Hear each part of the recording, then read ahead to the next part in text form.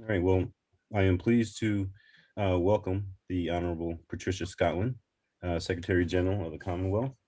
And we couldn't be more pleased to have uh, her come to this symposium with us and join in her expertise and share um, her address as a keynote speaker.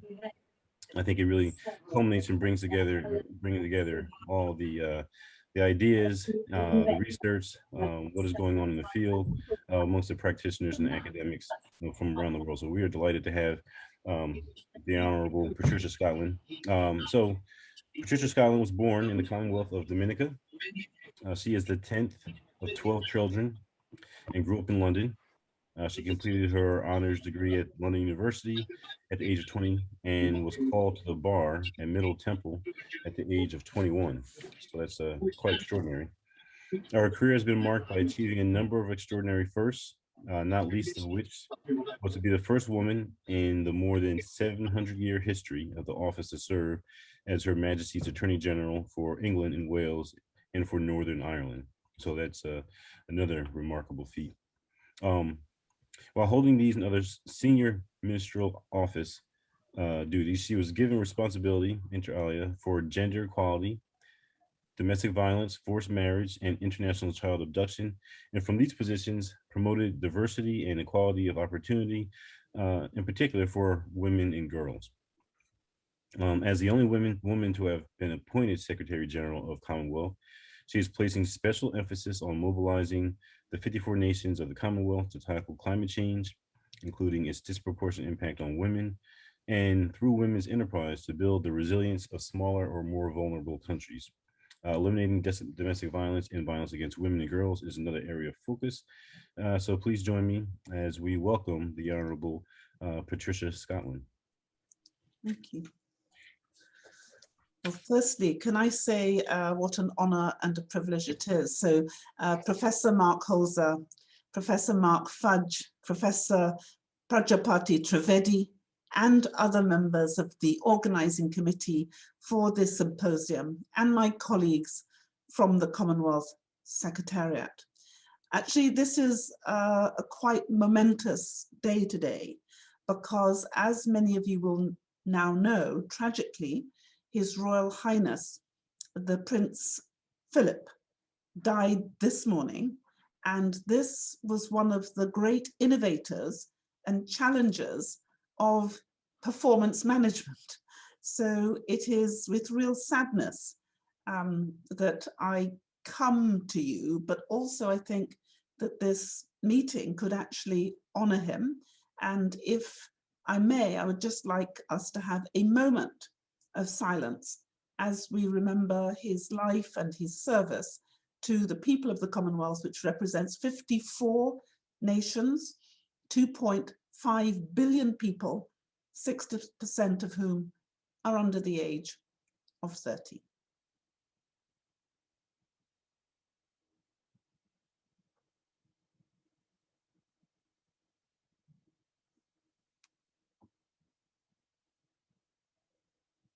Thank you. I have to say, it's not often that I have the pleasure and the distinct honor of attending a major event with a person for whom the event has been named. And I'm therefore really honored and humbled to have been invited to share my thoughts at this important symposium named after the great, the wonderful Professor Mark Holzer. It's wonderful to see him. And as I shall argue shortly, I believe this symposium is a landmark event that will be remembered as an important turning point in the field of public administration. Indeed, this symposium is a fitting tribute to a highly distinguished and decorated career of Professor Mark Holzer. He has not just been the founding dean of America's leading public policy school at Rutgers University, but a founding father of the productivity and performance movement in America and beyond. I am personally grateful to him for highlighting an important issue in this symposium, that is really close to my heart and key, I believe, to creating governments that work better and cost less. Before I share my thoughts on today's topic, I want to say that it is wonderful to see so many of you connected and participating in this important symposium. Understand that more than 250 participants have registered from 40 countries. That is truly remarkable achievement by any standards. The wide range of regional representation adds to the value of the interaction and is a testimony to both the importance of the topic of the symposium for government officials and academics alike, and also the convening power of the Mark Holzer Symposium and ASPA, the great American Society for Public Administration. The devastation caused by COVID-19 is palpable. This crisis has highlighted both the challenges and the promise of an effective government, as well as the perils of an ineffective government. The central topic for this symposium, generally accepted performance principles, is pivotal if we are to deliver the aspirations of good governance. In my various incarnations in the British government, I saw firsthand the enormous difference that a small effort in improving government performance can make. Very often we find that even where sufficient money is available and even when good ideas are there, governments find it difficult to solve the problems they set out to resolve. Invariably, with a little reflection, one can often trace the failure to connect the dots to poor performance management in government. And I'd venture to even assert that almost all problems that we see with governments can be traced back to poor performance management. That is, most problems that we observe are symptoms of a more fundamental problem of poor performance management in government, also known as ineffective governance. And little wonder that our efforts to deal with symptoms is often a futile and a long race to nowhere. Governments around the world are very aware of this challenge, and that is why so many participants to this symposium have performance management attached to their title, their job titles. But a few years back, these jobs and job titles related to government performance management did not exist. It was in the early 80s that a Commonwealth country, New Zealand, became a pioneer in reinventing the government. And there are those of us on this call who were alive to remember those days, Mark. They abandoned the titles of permanent secretary and called them chief executive officers of ministries and put them on performance agreements. And that is the time when governments around the world took a quantum leap from process management to performance management. And this was considered so dramatic that a new branch of public administration was born. And it was called New Public Management. Today, that debate is over. And new public management has become mainstream. Leaders have realized that government performance is a major determinant of a country's competitive and comparative advantage. The race amongst nations will be now not necessarily by those countries endowed with abundant resources, but by those countries which have effective and efficient governments. It is clearer than ever that the enhanced government performance affects the welfare of citizens in the short term and also has enduring impact, positive impact, long into the future. However, our concern is in particular that the benefits offered should accrue principally to the advantage of those sections of society which are marginalized or tend to be socially and economically more vulnerable. So attention needs to be paid to equity as well as to efficiency. And indeed, the two go hand in hand. The guiding principle should be both to do the right thing and to do them properly. This means operating and delivering in ways which are responsive and accountable, as well as more efficient and effective. And the focus, therefore, needs to be on ensuring that systems are streamlined and managed to work better, faster, and cheaper in order to deliver what is promised and what is needed. The devastation caused by COVID-19 has highlighted both the possibilities and promises of an effective government, as well as the perils of an ineffective government. Effectiveness in dealing with COVID-19 has been found to be directly correlated to government effectiveness, and the COVID-19 challenge has really overshadowed other challenges. The world is still getting hotter. SDGs are still lagging behind in implementation. Small island states are still being devastated by hurricanes, and unemployment is still at an unacceptable level and getting worse. Indeed, today, as I speak, St. Vincent and the Grenadines are threatened by a volcanic eruption, which is necessitating mass evacuation of their people to other islands, whilst they struggle with the consequences of the recent dengue fever, which has already taken many lives, the COVID-19 pandemic, and the economic fallout of the impact of the intersection of all of these disasters. We in the Commonwealth Secretariat are rallying to their support and instituting our rapid response mechanisms. One of the tools which we hope they will use is our SMART toolkit in order to assist them in responding more effectively to the multiplicity of challenges they now face. At times like these, effective performance management in government is critical. Understanding what works and what the real indicators for success or failure are can be the difference between managing to save lives and livelihoods and utter failure. After all, we all have signed up to the nationally determined contributions as part of the Paris Agreement on Climate. The public health professionals know how to deal with a pandemic.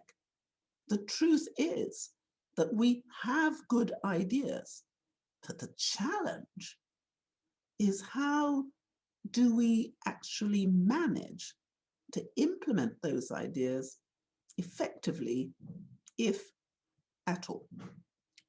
The contemporary crisis is not a crisis of ideas.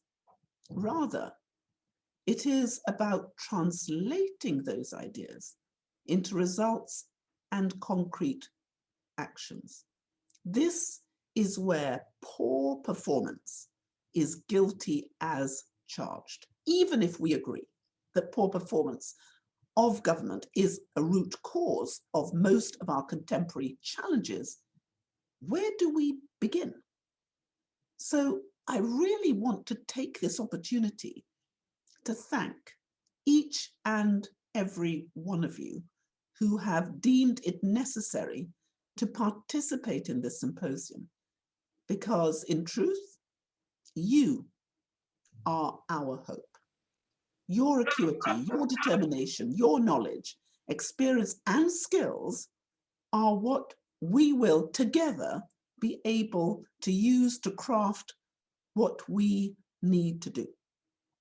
You know better than anyone, governments are complex, multi-layered organizations, and not surprisingly, government effectiveness and efficiency have many dimensions. Prima facie, therefore, the task of improving government performance looks daunting, if not at times almost impossible. However, the diversity that exists amongst nations and their governments tends to obscure three key facts.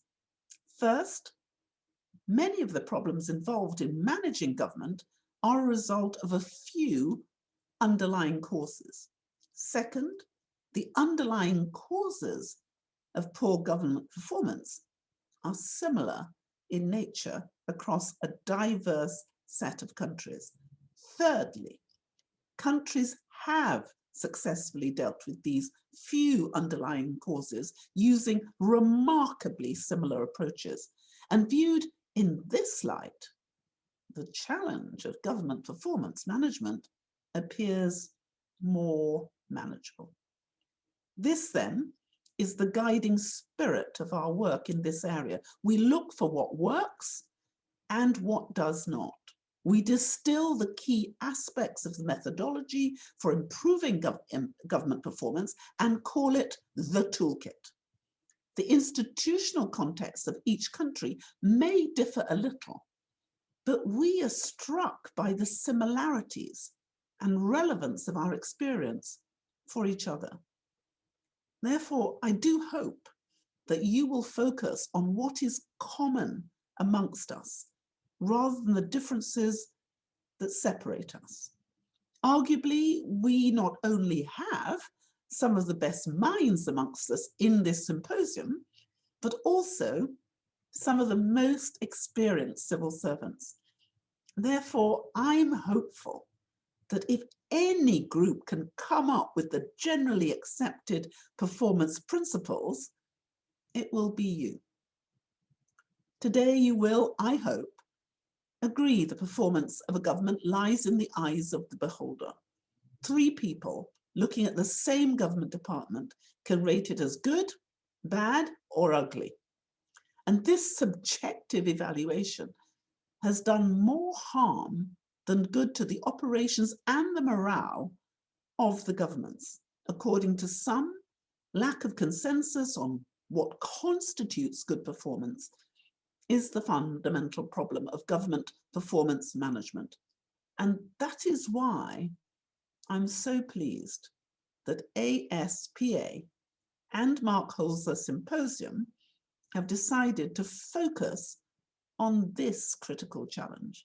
In fact, I had challenged the participants of recently held regional training programs in Africa, Asia, Pacific, and the Caribbean to work towards a consensus on generally accepted performance principles. And I see many of our colleagues from these programs are members of many of the panels, and it gives me great hope. I have absolutely no doubt that such an impressive collection of accomplished and experienced civil servants and academics working together can begin the process of agreeing on the generally accepted performance principles. If we make even modest progress in that direction, then this symposium would have achieved a major goal. I'm told that the 200 or so participants in our regional training programs demonstrated a great deal of convergence. The tasks ahead and our aspirations are indeed lofty. However, I believe we are making progress in that direction, and I remain very hopeful that you will not disappoint. Let me share a secret that may motivate us even more to stay the course. Many people are surprised to note the similarity between the Commonwealth Charter signed in 2013 and the Sustainable Development Goals agreed by all countries in September 2015. All 17 SDGs are reflected in the 16 articles of the Commonwealth Charter, and the 17th SDG on partnership is included in the preamble of the Commonwealth Charter, which was entered and agreed by our Commonwealth in 2013. Whilst others may be surprised, we in the Commonwealth are not. As you know, the Commonwealth is a microcosm of the world. It includes one of the world's biggest countries, India, with a population of 1.3 billion people, and one of the world's smallest countries, Tuvalu, with a population of around 12,000 people. Then there is every type of country in between. It covers 5 regions, peoples of all faiths, cultures, economic positions, and 60% of the citizens are under the age of 30. So demographically, it represents the future. Is it any surprise then that if such a group agrees on anything, then the world is likely to follow suit?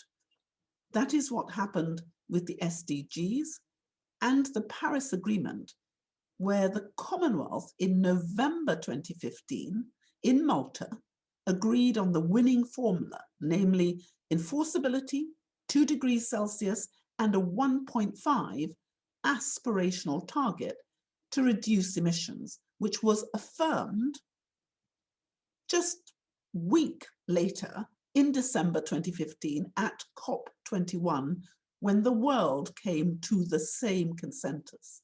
So that is what I hope will happen with the GAP.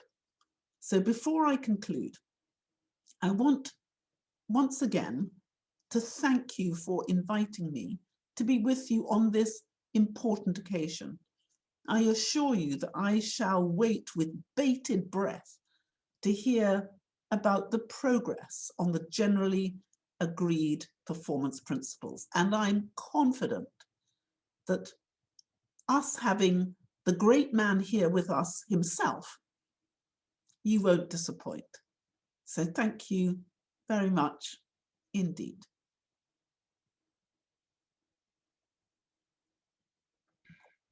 Thank you very much for your encouraging and very aspirational, as you mentioned, but aspirational words towards these goals that we all seek. So let's open up this session for some questions. If you don't mind answering a few questions, I'm sure that there are some from the participants here. You can either Mark, before you do that, if I might just say a few words. I want to personally thank the Secretary General for what I consider the most compelling statement on the value of performance management that I've encountered in 50 years of looking at it. I think that you really summarized but advocated for the field at the same time. And I think this leads to 3 initiatives going forward that are implied in terms of what you're discussing. And one is that we need to keep up the dialogue. I mean, this was really the first global, dialogue conversation on performance that's been held, and it works very effectively, particularly with the evidence from the Commonwealth countries that there are substantially improved systems, markedly improved over the last few decades, and particularly apparent in the Commonwealth countries. So I thank you and Prajapati Trivedi for that. And then thirdly, I think that what you're discussing really leads into underscoring the need for us to build public support. I'd like to say that government delivers as promised, but what we need to do is present that evidence. We need to not only present the evidence in terms of metrics, but in terms of telling the stories effectively. And that's where we have sort of a gap between the evidence and the stories. And one of the big problems in the US and around the world is declining confidence in government over the last 5 decades. So performance, as you rightly point out, is the opportunity we have to turn that around. So I want to invite you to continue to work with us, and the Commonwealth countries continue to work with us to present that argument and to really incorporate into the generally accepted performance principles the need for standing up for government, for telling the stories effectively, for communicating what it is that people are sacrificing to produce. And civil servants are often making very serious sacrifices to do that. So thank you for your words today. I think you very efficiently and effectively, shall we say, communicated what we are all about. So this was a pleasure. Thank you. Well, I'm incredibly pleased to be with you because, as you know, I've said in the past that the Commonwealth is like a petri dish. Some people say that getting such a diverse group to agree is like herding cats. But in fact, what we've done is we've identified what joins us. It's a bit like our DNA. We know that 99.9% of every human being's DNA is absolutely identical, and that the only thing that separates us one from the other is the 0.01%, which makes us black and white and female and male, etc. But we've tended historically to concentrate on that 0.1% first, as opposed to concentrating on the 99.9%, which made us human. And so I think what we are seeking to do in performance management is say, yes, we know that the difference between us is incredibly important. It flavors and it gives us the piquancy.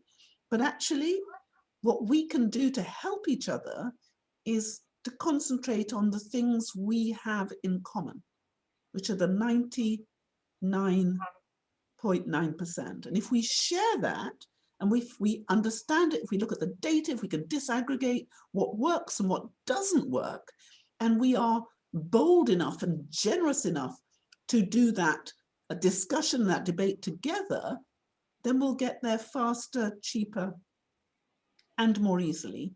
And we'll get transparency, because we will then be able to say with real confidence, no, that's really bad, and it does not work, or actually, it's superb, or it's in the middle and it's got a way to go. But we'll be talking the same language and using the same standards, which is, I'm a lawyer, it's a fundamental basis of fairness. We'll have a fair yardstick to discover whether governments do deliver what they say on the tin.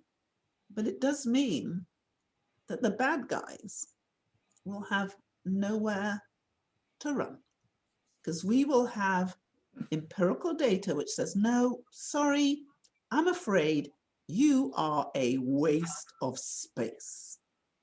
And I know that's what some people think is challenging, but just think about how brilliant it will be if we can more easily, more quickly, more fairly, more effectively deliver those sustainable development goals for the people of our world who desperately need us to do this. And it's a way of us delivering a future for our children, which frankly, bearing in mind the climatic crisis, the economic crisis, the health crisis that we are all facing, we can't afford to get this wrong. And that's why I'm so happy to say to our officials who are doing this, may God bless you, because this is a choice to be the difference in government and governance. It is a choice that not enough people make, and not enough people have the courtesy to say thank you. Thank you for your public service. Thank you for using your judgment, your acuity, your passion for the common good, as opposed to self-interest. So I'm really proud of what you're doing, Mark. Really, really proud and really grateful for what Mark, and Praja are all doing. So I wonder if you have to be a good performance manager. Do you have to be called Mark? Professor Fudge, or is it just optional? I think it's just optional, but thank you very much. Dr. Trivedi, would you like to add something before we depart? I mean, well, thank you. I mean, I will just continue to, on behalf of the entire symposium organizing committee, Mark and the rest, just to thank the Secretary General. We know the enormous pressures she is in. For others to invite her, it's one thing because they're innocent, they're not aware. But for us to be aware and have the courage to invite and for her to come, you have no idea how motivating and that is what keeps us going. And SG, you had in your earlier interventions with the training programs, you had put a task and everybody rose up to the occasion because they know that you mean it, that you will follow up, that it is not that something you said and you will forget. And we know it well, and that's why we never forget, and we will hopefully, and we made enormous progress. I think this, Professor Holzer, I mean, one has to say in front of him that it was his absolute leadership that he took the idea, embellished it, encouraged us, and brought us to this point, and brought two streams of practitioners and academicians together. And with his stature as a former president of the American Society for Public Administration, it means a lot. And I think we can see the momentum this thing will, because it's based on common sense. It's something that needs to be done.